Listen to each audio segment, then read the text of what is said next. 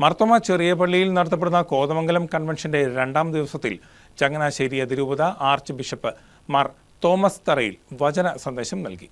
അനുരഞ്ജനത്തിന്റെ ഭാഷ ഏവരും അഭ്യസിക്കണമെന്നും സുവിശേഷം എന്നത് ആഴമായ ക്ഷമയുടെ അനുഭവമാണെന്നും അദ്ദേഹം വ്യക്തമാക്കി. അനുരഞ്ജനത്തിന്റെ ഭാഷ അഭ്യസിക്കണമെന്നും സുവിശേഷം മുഴുവനും ആഴമായ ക്ഷമയുടെ അനുഭവമാണെന്നും ദൈവം മനുഷ്യനോട് കാട്ടിയ ക്ഷമ വിധിക്കാതെയും ശിക്ഷിക്കാതെയും മനുഷ്യനെ തേടിയ മിശിഹ കർത്താവാണ് നമ്മുടെ ദൈവമെന്നും ചങ്ങനാശ്ശേരി അതിരൂപത ആർച്ച് ബിഷപ്പ് മാർ തോമസ് തറയിൽ ഉദ്ബോധിപ്പിച്ചു.